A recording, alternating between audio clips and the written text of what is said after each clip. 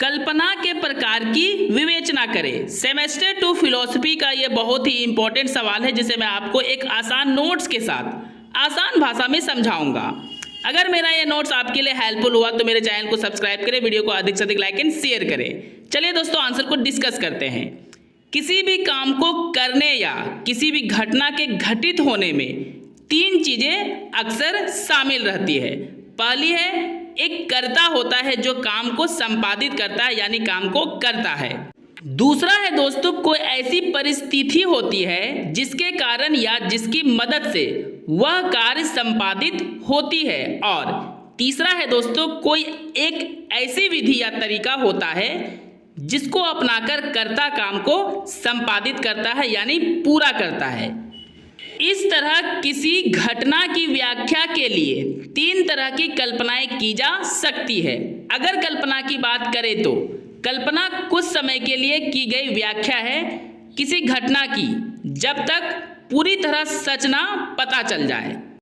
मतलब सीधा सा है दोस्तों, किसी घटना का पता लगाने के लिए यानी उसके सच्चाई का पता लगाने के लिए कल्पना की जाती है, और जब कल्पना सच साबित हो जाती है तो वही कल्पना वास्तविक रूप ले लेती है।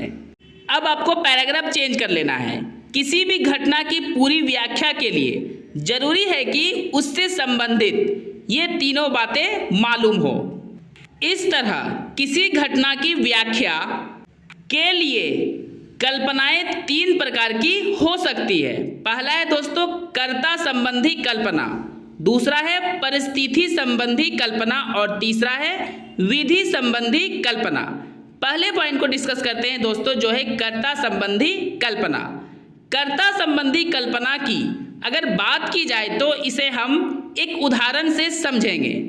मान लिया जाए कि किसी के घर में चोरी हुई और किसी तरह सोच समझकर चोरी कैसे हुई इसका तरीका मालूम हो गया, परंतु यह पता ना चल सका कि चोरी किसने की, अर्थात चोरी की घटना का कर्ता कौन है।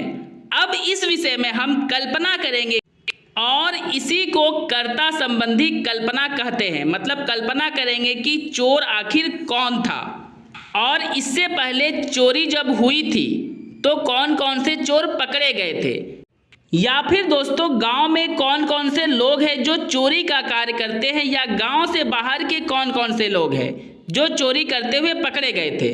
इस तरह का कल्पना करके चोर को यानी सही चोर को पकड़ा जा सकता है।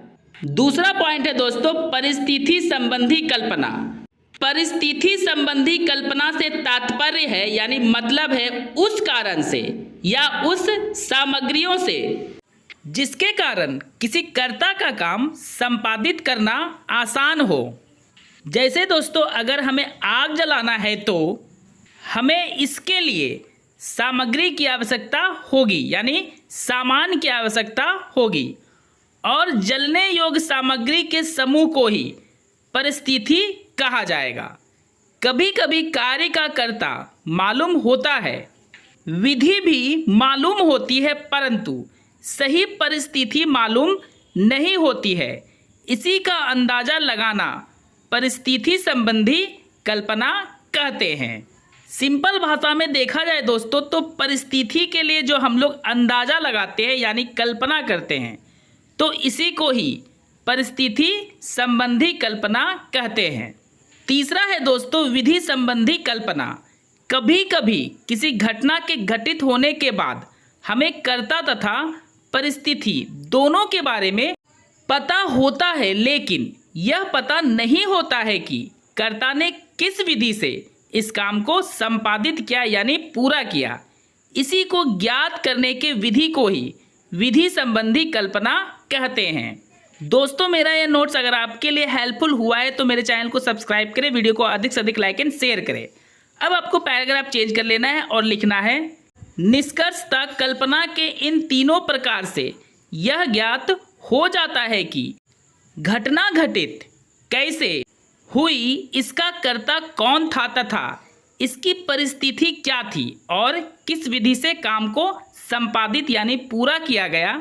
इसके बाद सही जानकारी मिलने के बाद अगर सही सिद्ध हुआ तो यह वैज्ञानिक कल्पना का अर्थात नियम का रूप ले लेती है।